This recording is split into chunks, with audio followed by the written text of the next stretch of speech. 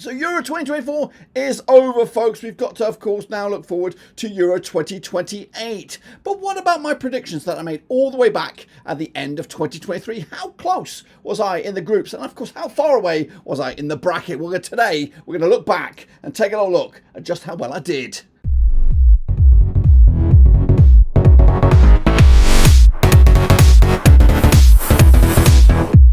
That's right, folks, back once again with another video. Today we're looking back at my early door predictions back in 2023. Of course, how close to the money was I? Of course, how far was I in other respects? We'll get into all of that in a minute. If you're new, where you been, smash your subscribe button. Your one-stop shop for Blackburn Rovers, World Football, European World Cup. Of course, now the focus switches to that. But today we're going to look back at the success rate of my predictions for the group stages and beyond. We'll have a look at that in a second. Of course, big shout out to the VIPs. They are the patrons. You know who you are. And again, if you do, smash the old subscribe. So today, we're going to go back to December. Around about, I don't know, middle of December 2023. When we found out the majority of the groups, there was still question marks about playoffs. That, of course, didn't really get finalised until March. But let's, of course, turn the clock back to see just how well I did with my picks and beyond. So here was my first crack at it. We did each and every one of the groups in their own individual videos, and then we followed that up with a bracket with the winners and third place best teams. So this is, of course, a quick look back at Group A. I'm going to play the video back. You should not get any audio from it, and it's going to reveal from fourth down to third. So Switzerland, I had in fourth. I then had Hungary in third, and then Scotland in second, and then the Germans top bills. Of course, the results are on the screen as well. Yeah, not great indeed. So that was my pick back then.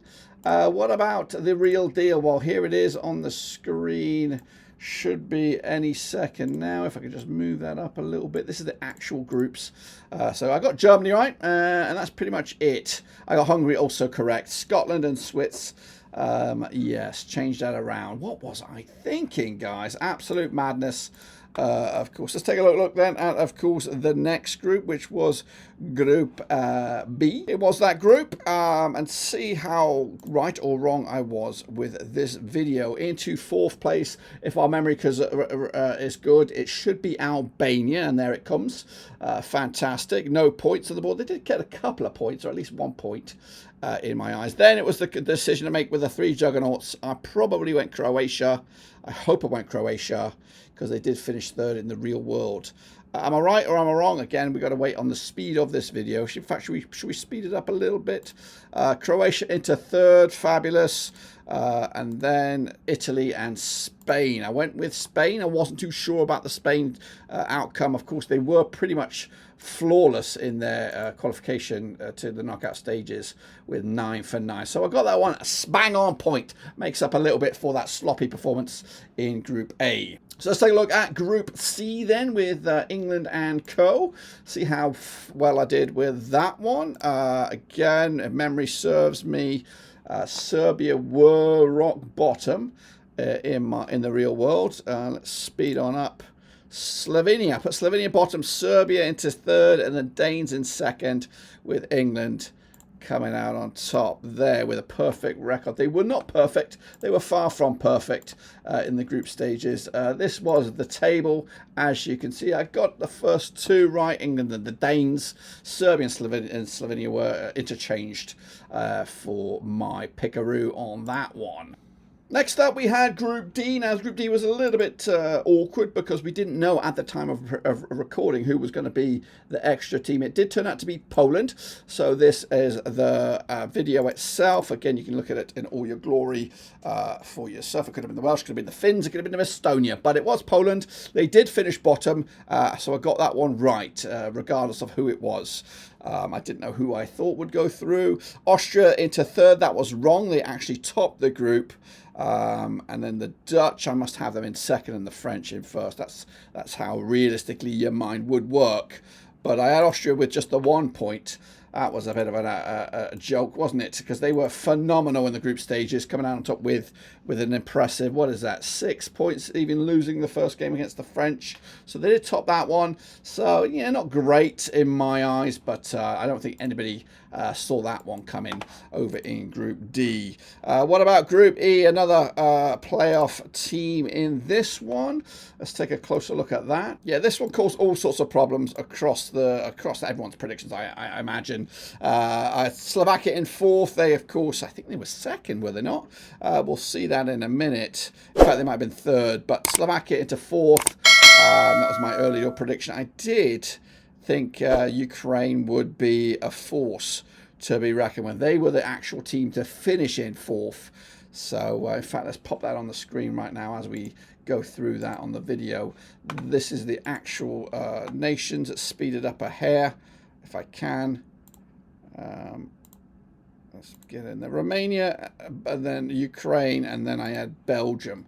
Belgium, who were a bit of a joke in this tournament, very poor. In fact, look, it was quite tight across the margins, 4 points across the board there.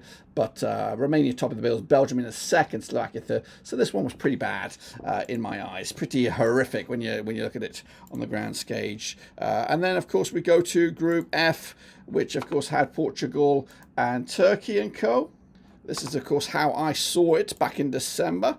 We did not expect much from Georgia, to be honest with you. And when we looked at those nations, Kazakhstan, Greece, Luxembourg, Georgia, I actually thought Greece would be the team that would make it through to the tournament. But it was Georgia, and they were a delightful surprise. But I had them rock bottom. They, of course, were in third place and came through. Or, in fact, we'll confirm that right now. I think they were in third place with the Czechs in fourth. There it is in all its glory. We had Turkey in third. I had Czech Republic in second, and then did have Portugal top, and that was confirmed even after match day number 2. So not great. Again, it is very hit and miss by myself predicting this group and the group stages as a whole.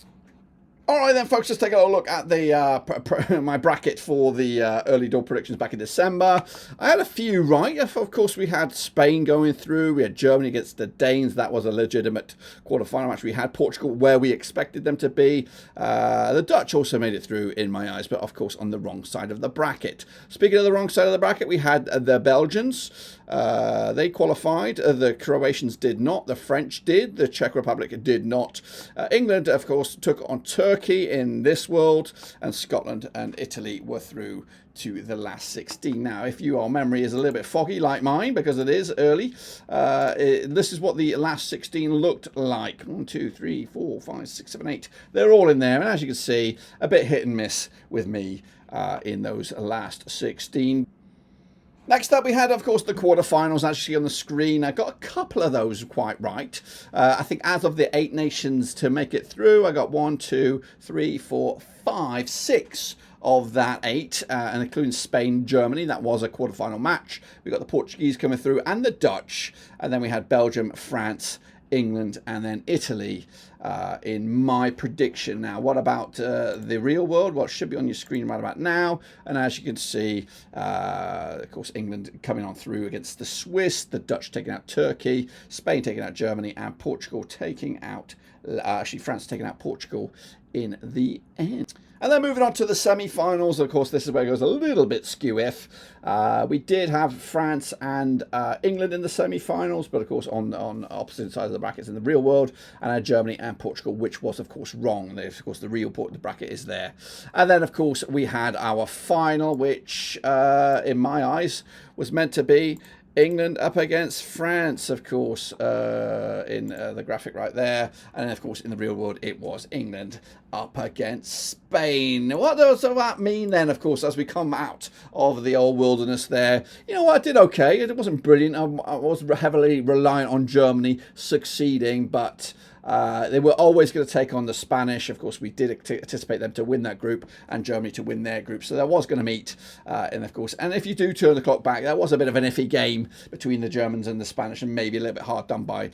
But of course, for me, I think I did all right. It was definitely a surprising Euros when you look back at it. Of course, with the sort of dominance or the rise of those Eastern Bloc nations such as Slovenia, Slovakia, and of course Turkey were phenomenal as well to go as far as they did. And and maybe a little bit of a sour note with the early exclusion in the knockout stages of Austria and the Swiss. I thought they could cause some problems for England later on in the competition. But yeah, it does sometimes cause a stacked side of the bracket, which we did see, of course, from the Spanish side with the heavyweights: Spain, Germany, Portugal, France, Belgium. There were 5 of the 8 nations on that side you would consider heavyweights. So yeah, England did have an easy ride to the final, and were only really challenged towards the end there with Spain in the final, and of course the Dutch in the semis. I think they had a very easy, fortunate passage to the final. But are they the best in Europe?